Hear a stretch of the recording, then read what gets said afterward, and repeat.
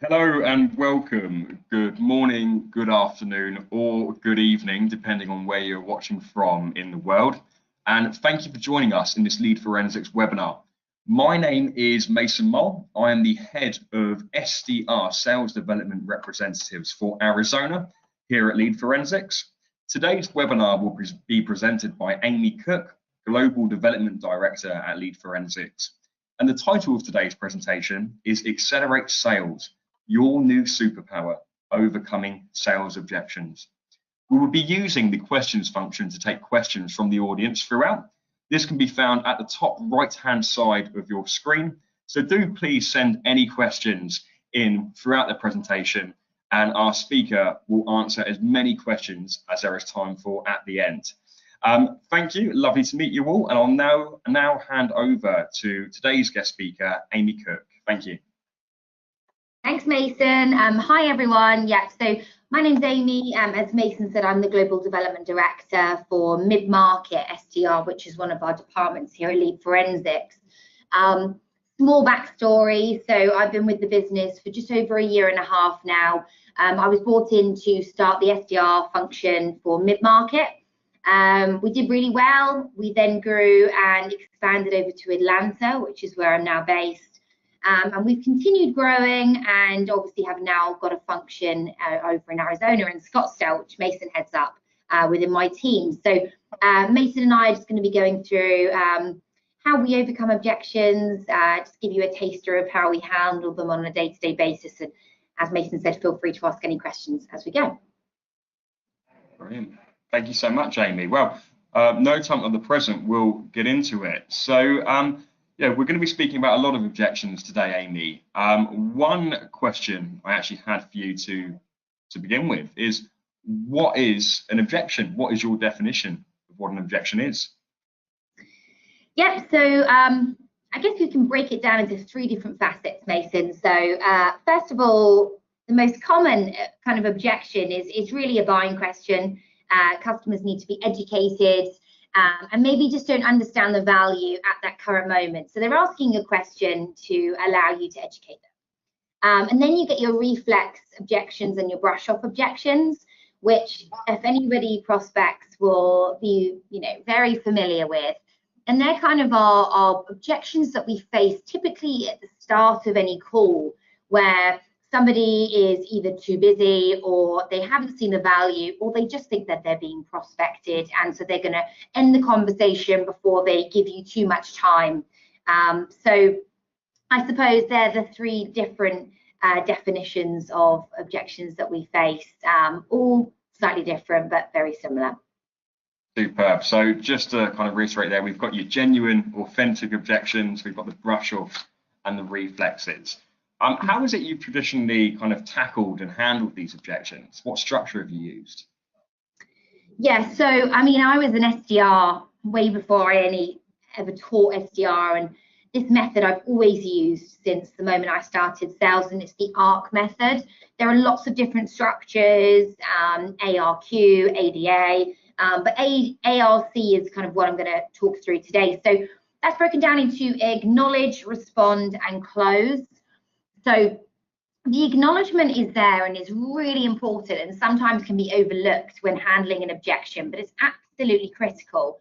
And the acknowledgement is essentially telling the decision maker that you're listening to them. It's a conversation, it lowers their guard. You're being empathetic and appreciating that some of their concerns you've heard before, and you understand them. Once their guard's lowered and it's less confrontational, it's more of a conversation, you can then respond. Now, the response piece is really dependent on which objection they've thrown at you, but that's your chance to educate them. That's your chance to reassure them as to why their objection is okay, it's been heard, and this is how we're going to continue through, I suppose. And then you come back to the close. Now, the close towards the back end of the script is probably where you want to then absolutely go for the close and get the booking or agree a time or a next action. If it's at the beginning of the script, you almost want to see it as you're going down a road, an objection comes up, and all that is that's that decision maker taking you slightly off the road, and it's your job to get back and continue the path you were on. So the close there, instead of then asking for times or using a closing method, would then be getting back to your structure, maybe asking a question or continuing what you were saying when previously interrupted. So ARC, ARC. Brilliant. So we've got that defined structure. We know we can expect objections and, at large, expect the same frequent objections over and over again. So why do so many sales professionals almost live in fear and dread objections? Yeah, great question. I think anybody that hasn't done sales before, getting an objection, it's rejection, isn't it? And I think we as humans do everything we can to protect ourselves from rejection. And it's a mindset thing. It's a mindset thing that what you've said, somebody's not interested in. And people just have to take themselves aside from, make it not personal. It's not they're saying no to you. It's they haven't necessarily seen the value in what we're talking about. But it's an opportunity to educate someone. And in most cases, it's either a test or they've maybe had a few cold calls earlier that morning and you've got to be different. You've got to really, put yourself out there and tell them why you're calling.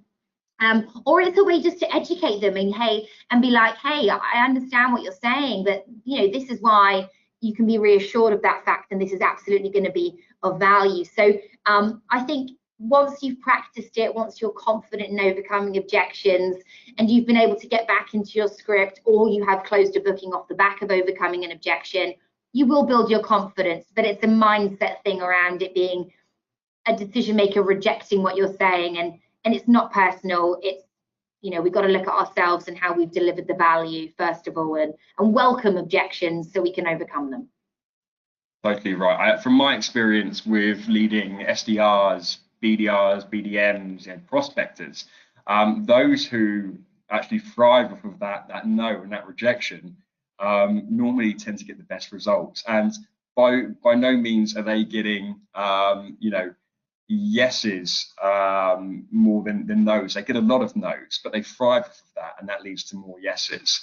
By almost taking that in their stride, I've always found that actually it builds that resilience that they take on to any future roles as well. So totally right there. Thank you so much for those definitions. What we'll do now is go into some of the more common objections that we've all faced at some point in time. Okay, so the first one I wanted to kind of pose to yourself is the idea that we're just not in the market for this right now. We've all heard this one at some point.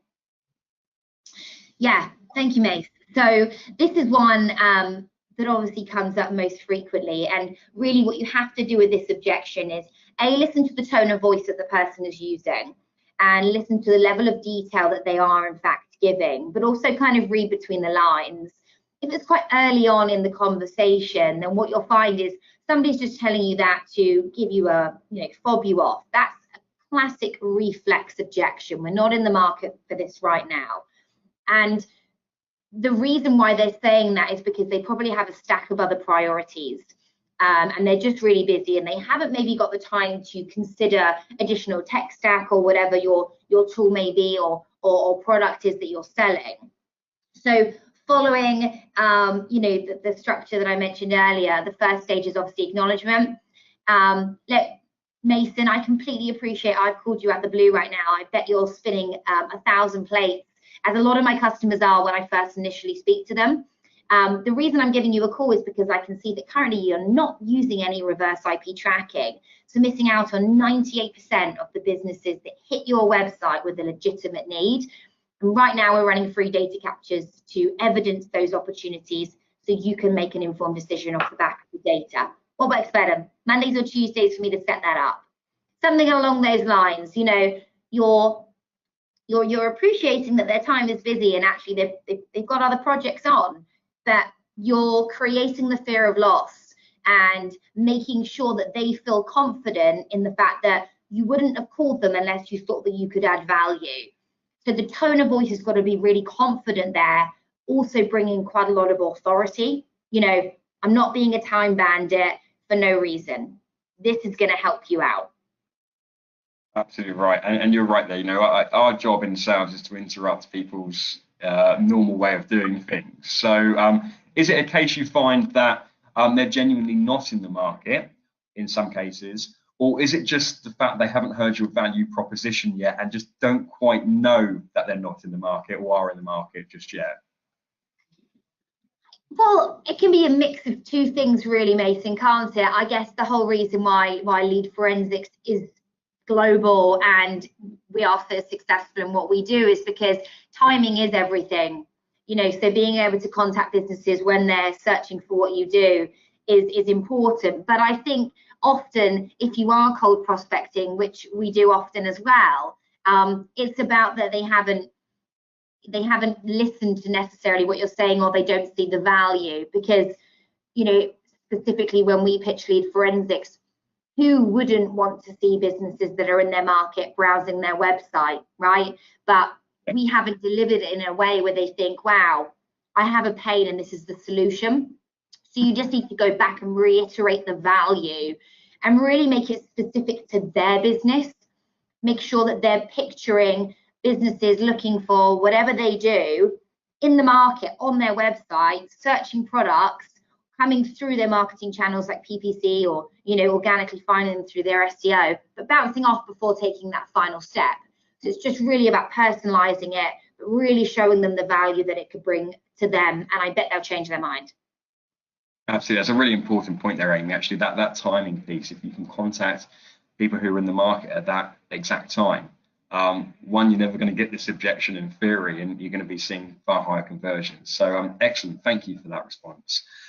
Moving on to the next objection then. So the next one we wanted to explore in a bit more detail is, I'm just too busy to look at this. And you've mentioned being a time bandit already. Could you kind of you know, go into a bit more detail into this one? Yeah, 100%. So this is a brush off or a reflex objection. When I teach this to my team, I always use the same example. So if, for example, let's say, for example, Mason, you were looking to buy a pair of shoes, right? And you walk into a shoe shop and there's a sales assistant that's going to be probably stood quite close to the door. And what they always ask is, hi, good afternoon, good morning. Can I help you with anything? And our knee-jerk reaction every single time, regardless of whether we want a specific size, a specific color, and a specific shoe, is to say, no, I'm okay, I'm just looking. Or no, thank you, that I'm fine. It's just, we're innately built just to think, I'm too busy, like, you know, I'm not interested, I don't need this. So again, reassure them, the acknowledgement. I completely appreciate that I've called you out the blue, or you may not have been expecting my call today. We say about, you know, we reassure them where we're working with a lot of those in your job title. So we completely respect how busy your day is and how many priorities you have. That's why when we run the free data capture, it runs in the background for 7 days. And then the time is spent when you have more time looking through the results. The initial stage is just about getting that test set up. So you're lowering their guard. You're letting them know that a lot of others in their exact same job title feel the same kind of time restraints that they do, and we work around them. But also you could then change that response to the value again, show them why they should commit time. Because if you're speaking to a senior decision maker, which I think a lot of prospectors do, they want the ultimate decision maker on the call that's going to, you know, have budget and whatnot and sign the paperwork. Then we can't go in naively thinking that they just have loads of gaps in their diary. They're stacked. So you've got to give them a good enough reason to think, actually, this is worth me rearranging, or yeah, I'm actually going to cut my lunch break off by half an hour and entertain this. And then you go for the close again at the end. What time works better for you? I'll work around your time scale because I know you're super busy. I have mornings or afternoon, which suits your diary best. Really make sure you're putting the emphasis around their diary because they're really busy. Absolutely, and you know, you've probably hit the nail on the head there. Actually, you've interrupted someone's day and time already. One of the worst things you can do is then back down to this very much a brush-off objection and then interrupt their time probably later in that week once again. You know, make the most of that opportunity there and then. Absolutely. From your experience, again, you know, how often is this actually a genuine objection? I know people are busy, but if we look at lead forensics, for example, and you're trying to secure 15 minutes, you know, how often is it someone wouldn't be able to squeeze 15 minutes into their diary? Yeah, look, it's all about priority, right? So if someone sees something as a priority, they'll make that time. You need to create the urgency on the call, and that's down to you as an SDR or a prospector or a leader to install into your team. You've got to create the urgency, and there's got to be a reason that a reason for them to give up that time. But it's a knee-jerk reaction. Everybody has 15 minutes. It's the classic excuse: I don't have time to go to the gym, or I don't have time to read. Everybody has time. It's just not necessarily a priority for them at that moment in time. But you shift that focus and show them the value, and I bet they've got 15 minutes somewhere. I'd agree with you there. No, thank you. Fantastic response there. So moving on to the next objection then, and it's a bit of a peculiar one, but we've all heard it at some point in time. I am not the decision maker on this. What's your thoughts on this objection at face value? Yeah, I'm smiling because we get that all the time. And again, it's a classic fob off, right? It can be genuine, but more often than not, it's a fob off, because everybody kind of wants to pass things. Again, they've got stacks of priorities. They're spinning multiple plates. And for a tool, for example, at Lead Forensics, where you really could be talking to the VP of sales, or you could be talking to the VP of marketing or the head of either department, and they'd see the value, because it works both ways. Often they'll try and swing it to the other department, right? Couple of fundamentals with this: know who you're calling, know their job role, and know the value it's going to bring to them before you even approach that phone call. So that when a sales director says you need to speak to marketing, you can say, acknowledge, thanks, John. Look, I hear that all the time. Completely appreciate while you may think that this is a marketing tool, but actually we always sit the initial demonstration with sales, because inevitably it's going to be you and your team that are going to be utilizing the tool and seeing the rewards off the back of it. So you really need to make that judgment on the value. Looking at my diary, it's going to be best for us to schedule in a demonstration and show you how that works, what works best. And then same for marketing, right? They might want to push it over to sales, and you've just got to show them the value. Jane, great question. I always hear that. We always speak to marketing first, because you have control of the website and you spend day in, day out driving traffic over to the website. So really, it's going to be you that's going to want to see how we can capitalize on all that opportunity on the website there. What works best for me to show that to you. Nice, very good, and a great close at the end there. What we find more often than not is, with these mid-market size companies and enterprise size companies, not to say your SMEs also, but normally decisions we find are made on kind of a democratic basis. There's lots of moving parts, different decision makers there. How much would you encourage, your prospecting team to have multiple touch points with multiple decision makers? Do you mean, Mason, on the demonstration or prior?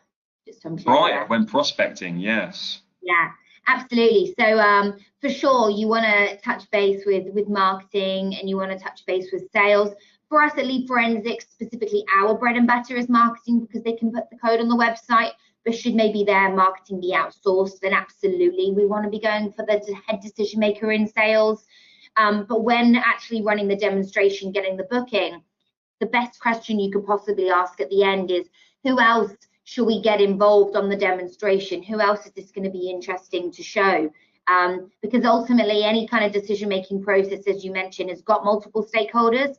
So it's much better for one of our own account executives who know the product inside and out to show them and take them through that journey and overcome any, top of mind questions that they might have during a demonstration, than having the marketing or the salesperson relay that message on to another department, because I think the message weakens every time there, just where it's new, and obviously retention rates post-conversation can go down as low as 8%. So always get as many stakeholders as you can on that first initial demonstration.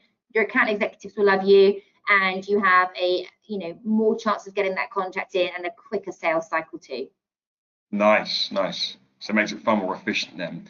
Well, speaking of multiple decision makers, I suppose when we get to that situation towards the back end of the sales process, those decision makers are then talking about whose budget it comes out of. But a common objection that we get is, we just don't have the budget for this right now. So how is it you look to kind of tackle and handle this objection?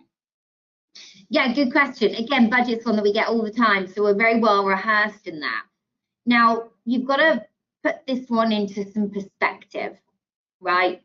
Budget may be allocated differently between different departments, and budget may be put aside for different resources throughout the year, but it is highly unlikely the budget has been spent and locked in at any point of the year. That's why Christmas is so successful for us, because people have budget left over that they either need to use or they need to lose. So for us, it's not necessarily that the fact that they have no budget. You just need to know that maybe it's been allocated, and it may need to be that you need to show them the value so this budget can be reallocated to this instead of something else that they were going to use. For example, our customers, they might have all of their budget on PPC. Actually, if we can show them that 3 out of 5 of their keywords are working effectively and the other 2 are not, then that's, again, budget saved on their behalf. But it's just about reallocating their budgets and seeing why budget should be spent on this. But the way that we overcome it, and any prospecting team or sales team that offer a free data capture can use something similar. It's, great. It sounds like I've called you at the perfect time, that positive disruption with the acknowledgement. This is the best time I could have called you if budget's a concern right now, because we're running free data captures. So you can actually see all the businesses that are in the market for your services and product right now, free of charge. And you wouldn't believe how many times our current customers have actually identified a client that they've been able to get hold of and turn into revenue, which has gone on to pay for the tool for a year, if not 2. So in order for me to show you how that works and have that same process achieved by yourself, just get a demonstration booked in, no obligation. Mondays or Wednesdays work better, and just getting it locked in that way, because we have genuinely seen that if you run a free data capture and you're showing businesses in the market, then absolutely they could sell off the back of the trial and have budget opened up that they didn't even know they had if they don't want to reallocate. So yeah, I love that objection. Yeah, me too. And we see it time and time again, don't we? Not only does it pay for the lead forensics tool in terms of this conversation right now, but as marketers, we want to do lots of different different activities that are going to enhance what we're already doing, that we can implement, all of which are very expensive and pricey. By making quite a quick return on investment, it just enables us to invest in those as well. So it's a win-win there, absolutely. One phrase I used to throw out there when speaking with decision makers who wanted to involve, other departments, so sales and marketing, is, well, let's loop marketing in a bit further down the line, and we can take it out of their budget as well, which always went down a bit of a treat with that decision maker you were speaking to. So I agree. This is a buying sign much rather than an objection, right? Now, no matter what sort of vertical industry sector you're in, you're always going to have someone who's trying to, I suppose, undercut you or some kind of competitor out there. So with regards to competitors, if we hear your competitors do it cheaper, how have you typically handled this objection? Yeah, there are many different ways. I'm sure everybody's got their own special way that they overcome this one. I guess one of the key fundamentals is not to put down any other competitors. You don't want to seem, like you're trying to take away from what they're doing and to make yourself look any better. Facts will speak from facts, right?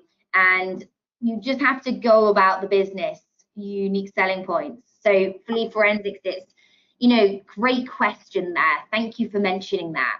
There's a reason why we do charge the prices that we charge. Firstly, we are the global leader. And what comes with that is that we have the largest IP database in the entire world, which means that we're naturally going to outmatch any of our competitors by, upwards of 40%.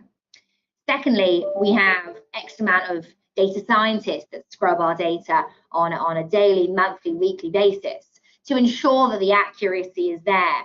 So we welcome side-by-side comparisons so that you can make an informed decision, off the back of the results. And you let me know where your money is going to be best spent. So let's get that locked in, so we can then run that comparison, and you can come back to me, let me know what your thoughts are. But it's always giving the opportunity to the client to actually see it side by side for themselves. There are lots of cheaper solutions out there, and we will always come out on top. So it's just important that you're not trying to put anyone else down, and let the data speak for itself, Mason. Absolutely. And you pay for what you get at the end of the day. And would you rather drive from one end of the country, the British Isles, on a bicycle, or in a Ferrari? I know I'd rather use that Ferrari to get there a little bit quicker. Absolutely. Brilliant. Now, an objection, and I'm sure the audience have all had this one before, of can you just send me some more information, some further information into your product or your offering or service, whatever it is that you're selling at the time. What's your kind of thoughts on that objection? How have you handled that in the past? Yeah, it comes up all the time. And, on one hand, you have to respect that. People like to consider things in their own time when they're able to really just focus in and laser in on it. But our SDRs do such an incredibly good job of getting the decision makers on the line, and it's tough. Think about the amount of phone calls, the amount of data enrichment, the amount of research that's had to go into getting that decision maker on the line. Why would you risk not getting hold of them again and allowing them to just give you their email and not commit to anything more? So I always encourage a pushback on this one. Okay, and the reason for that is an email is not going to give you too much more information than what we've discussed in the initial call, but actually seeing is believing. So instead of an email around this is what we do, this is how we help generic customers or others, let's run a free data capture. It's a really visual tool. Then I can send you an email off the back of the demonstration with the exact value, the exact businesses we identified for you, and an idea of the cost. So you can actually make an informed decision off everything that you're going to want to review in your own time, which is fair enough. But let's make it specific to you first. And I would obviously layer that with my typical ARC. Completely appreciate that you would like to see an email, what I said there for the response. So let's go ahead and get this scheduled in, so we can actually see what that looks like, and I can send you that email off the back of the process. Absolutely. No, I love that, using that method there. And for any of the audience who've ever read Objections by Jeb Blount, he mentions the ledge quite a lot, and this objection in particular, can you send me some further information? You want to really kind of anchor that conversation and throw out something that's going to change that brain psychology, something along the lines of, I'm so happy you want to learn more about my business or my offering. And it really helps, with that ARC method as well, kind of cement the conversation going forward. Excellent. Now, the final objection that I want to discuss with yourself is, in a lot of people's minds, this does come down to mindset, maybe the hardest one to tackle, and it's that we're just not interested. So how is it you kind of coach to deal with this? Yeah, it depends where that is in the script. If it's at the very beginning, again, it's about the value, right? And very simply, understand your quick reaction there. I wouldn't expect you to be interested. I haven't yet shown you why I've called you or shown you any value to your business. Back into the script. Straight away, why are you calling? What do you do? If it's right at the end, then you need to ask more questions, and you need to think about, well, how do I make this about them? And really, they're not interested in what you've just said, but if you're a business that has multiple use cases, you just have to ask them a question and loop it back and keep going around the value build, because what you may have spoken about, that isolated area in your talk track or your script, whatever you guys call it, may not have hit that spot, but you always need to just go back and think, actually, there must be another angle here, and there typically always is. There's something that's not really hit home, and you've just got to find that pain point through questioning and building that value again and going for the close around that way. But if it's right at the beginning, it's just that reassurance of, I've not given you anything to be interested in yet, but I wouldn't have called you unless I really thought that I could add value and show you something incredible today. So give me 30 seconds. I'll be in and out of your hair like your favorite shampoo. I've heard one of your team say. Yeah, and you've hit the nail on the head there, actually. It's so important you kind of loop this back and take it at face value for what it is. You've interrupted someone's time. It is a brush off. Only through discovering and that intrigue creating can you bring that conversation back on track. Well, thank you so much for showing the audience and myself how it is you handle these objections. What are some of your key takeaways when handling sales objections then? So always stick to the ALC method or stick to your structure. Don't make them long-winded. Objections need to be short, sharp, to the point. They need to add value, but they also need to pack a punch. Don't ever leave an objection open. Don't ever deliver a great acknowledgement, a great response, and then just pause and wait for them to jump and say, oh my goodness, you changed my mind, that sounds great. Always close the door behind you. You'll find that if you leave it open, you'll always be met with another objection, and you'll go through a bit of a process and a negative cycle there with the customer. But stick to the structure, see it as a question, as a buying sign, and welcome it. The more you face objections in the face and you overcome them, the more confident and better you're going to be able to execute them as you go on. And objection handling works. Yeah, people are renowned for saying no the first time. They just need to be educated. And as long as you understand the value you can bring to them, they will listen and they will go ahead and book in the end. So yeah, they're my key takeaways. Very nice. No, I love that a lot. That's brilliant. Well, thank you so much for the presentation, Amy. There was a lot of value to be delivered there. That was exquisite, actually. If you have any questions reaching out to our audience today for our speaker, then please do post them in the question function now. And just whilst you're doing that, sort of Lead Forensics offer for you today in the audience is do try out Lead Forensics on your website for 2 weeks for free. There's no which exact businesses are responding to your existing marketing efforts and what they're looking at in real time. So just going to open up now to see if there are any questions whatsoever. For anyone who would like to actually claim this exclusive 2-week extended free trial of Lead Forensics, there is a poll in the chat function right now. So please do get in touch. Just to the side here, as you can see. Now, anyone who would like to get in touch with any of their own questions on a more personal note, at the end of this presentation, you'll have some QR codes linking to both Amy and myself's LinkedIn profile, and I'd be happy, both of us would be, to answer any more questions and alleviate a little bit more on what's been discussed today. Now, I'm not seeing any more questions coming through on the chat at the moment, so I'll take that, Amy, as we've satisfied all questions. Now, as I mentioned again, if anyone has got any further requirements from myself or Amy, do get in touch. And to take up that 2 weeks extended free trial, please get in touch either with ourselves or Lead Forensics directly, and we'll be happy to have a conversation regarding your website traffic and marketing efforts. But thank you again to our speaker, Amy Cook, and thank you all for watching today's webinar. Thank you for your time, everyone.